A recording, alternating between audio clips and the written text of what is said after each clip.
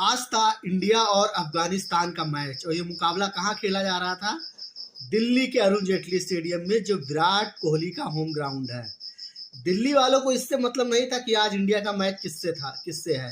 वो तो बस देखने आए थे नबीनुल हक और विराट कोहली की फाइट। भाई दिल्ली वाले हैं, हमेशा चौड़े में रहते हैं, कुछ ना कुछ विवाद वो अक्सर करते रहते हैं। दिल्ली वालों की तो भाई बात ही है कि हमेशा चौड़े में रहते हैं भाई, है हमेशा उनका चलता रहता है।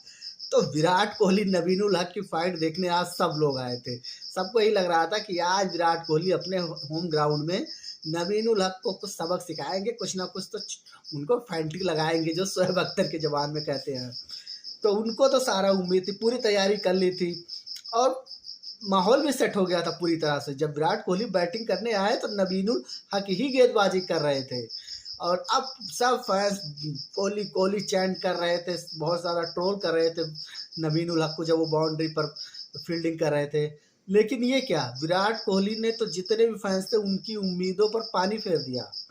उन्होंने कहा कि अब हम वो विराट कोहली नहीं रहे जो बेन स्टोक्स करते थे, अब हम देते हैं दूसरों को फुल इज्जत। उन्होंने क्या किया, नबीनुल हक से पैचअप कर लिया और जितने भी फैंस आए थे उनकी सारी उम्मीदों पर पानी फेर दिया। और इस तरह से जो आईपीएल में विवाद हुआ था वो अब जाकर यहाँ पर ख़त्म हो गया है। तो लोगों की तो उम्मीदें बहुत थी कि भाई विराट कोहली कुछ ज़बरदस्त छक्का लगाएंगे, ज़बरदस्त चौका लगाएंगे और स्लेज करेंगे नबीनुल हक को। लेकिन विराट कोहली ने कहा भाई देखिए, नबीनुल हक आए हैं हमारे होम ग्राउंड में खेलने, यानी कि दिल्ली में, तो इस हिसाब से वो हुए हमारे मेहमान और हम मेहमानों को अपने घर में कुछ नहीं करते हैं। लखनऊ में इसलिए झगड़ा कर लिया था क्योंकि वो नबीनुल हक का होम ग्राउंड था, क्योंकि लखनऊ सुपर जायंट्स के लिए खेलते हैं, तो इसी वजह से वहाँ पर उनसे झगड़ा कर लिया था।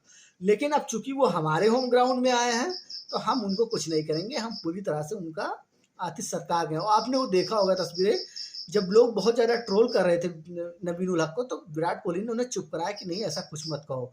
और इसके बाद नबीनुल हक ने भी जाकर हाथ मिलाया, कहा भाई भाई भाई, अब हम दोनों भाई भाई हैं। और उससे क्या हुआ, दोनों के बीच पैचअप हो गया। और इस दौरान कमेंट्री कौन कर रहे थे, गौतम गंभीर कर रहे थे। सबको पता है गौतम गंभीर की भी फाइट हुई थी। तो कुल मिलाकर अब एक हिसाब से कहें तो आज का मैच पूरा पैसा वसूल रहा। रोहित शर्मा ने क्या धुआंधार बैटिंग की भाई, जबरदस्त चौके छक्के फॉर्म में आ गए हैं। वो उन्होंने बता दिया कि भाई अभी भी हिटमैन जिंदा है उनके अंदर का, मरा नहीं है। इस वर्ल्ड कप के बाद ही वो शायद कुछ हो, ये वर्ल्ड कप जिताकर ही मानेंगे। तो उतना हिटमैन वाली पारी खेली। इसके बाद फिर नबीनुल हक और विराट कोहली का जो हुआ वो सबने देखा। सब लोग हैरान थे यार कि ये क्या हो रहा है, कहीं हमने कोई दूसरा मैच तो नहीं लगा लिया। सोशल मीडिया पर आप देखें तो इंडिया अफगानिस्तान, हिटमैन की पारी इसके आगे फीकी हो गई। हिटमैन ने बेचारे ने 131 रन बनाया, इतने चौके छक्के लगाए, लोग उनकी बात ही नहीं कर रहे हैं। लोग अब बात कर रहे हैं नबीनुल हक और ये विराट कोहली का जो पैचअप हो गया। सबसे बड़ा डिबेट तो अब यही पूरे भारत में बन गया कि आखिर इसका पैचअप कैसे हो गया। तो भैया विराट कोहली और नबीनुल हक ने कर लिया पैचअप, अब इनके बीच लड़ाई नहीं देखने को मिलेगी। अब ये दोनों भाई भाई हैं। और फिर वो जो मैंगो को लेकर ट्वीट आता था ना नबीनुल हक की तरफ से, लखनऊ सुपर जायंट्स ने भी ट्वीट किया था, अब वो सारे ट्वीट भी शायद बंद हो जाएंगे। देखना शायद सोशल मीडिया पे भी, और लखनऊ सुपर जायंट्स की तरफ से, आरसीबी की तरफ से, इनके बीच में भी आपस में कुछ ना कुछ अब तो शुरू तो होगा कुछ। तो आज भारत ने मुकाबला अफगानिस्तान के खिलाफ बेहद आसानी से जीत लिया। 35 ओवरों में ही टारगेट को हासिल कर लिया। बहुत इजी कर दिया था रोहित शर्मा ने, एक तरफा बना दिया। और जब आप टारगेट का पीछा कर रहे हो या किसी छोटी टीम के खिलाफ, वैसे अफगानिस्तान को छोटी टीम कहना गलत होगा, लेकिन इंडिया के स्टैंडर्ड के हिसाब से अगर देखें तो जब आप ऐसे टीमों के खिलाफ खेलते हो तो इसी तरह से जीत हासिल करनी चाहिए, क्योंकि जिस टूर्नामेंट में नेट रन रेट काफ़ी अहमियत रखेगा।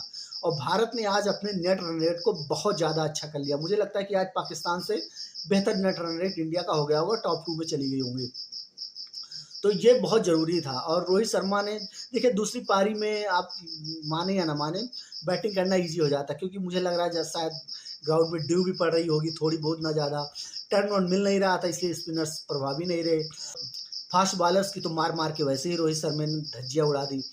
तो अब जो 14 अक्टूबर को मुकाबला है इंडिया और पाकिस्तान का, उसके लिए भी स्टेज सेट हो गया, क्योंकि पाकिस्तान भी खूब चौड़े में होकर आ रही है कि भाई हम तो श्रीलंका के खिलाफ इतना बड़ा टारगेट चेज करके आए, रिजवान शतक लगा दिया, अब्दुल्ला सब एक शतक लगा दिया है, हम मतलब 2-3 विकेट गिर जाए कोई बात नहीं, तब भी हम 350 रन बना लेंगे। तो वो चौड़े में आ गए। इधर भारतीय टीम भी चौड़े में आ गई भाई, देखो 270 हमने 35 ओवरों में चेज कर दिया, रोहित शर्मा ने 131 रन बना दिए। तो अब चिंगारियां निकलेंगी 14 अक्टूबर को, तैयार हो जाइए। मैं टिकट बुक कर रहा था, टिकट बुक हुआ नहीं है मेरा, तो अब मैं तो भाई घर पे ही बैठ के देखूंगा, काफ़ी ज़्यादा निराश हूँ। आप लोग भी हैं जिनको नहीं टिकट मिला घर पे देखिए, और जिनको मिल गया भाई जाइए लुत्फ़ उठाइए, काफ़ी मज़ा आने वाला है। तो ये था अपडेट, बाकी और सारी अपडेट हम आपको देते रहेंगे। आप हमारे चैनल को प्लीज़ सब्सक्राइब कर लीजिए, कई सारे मज़ेदार वीडियो हम आपको स्टेडियम के भी देंगे आने वाले दिनों में, अभी नहीं लेकिन कुछ दिनों बाद स्टेडियम से भी कई सारे अच्छे वीडियो जो आपको शायद कहीं और ना मिले, वो हम आपको देने वाले हैं।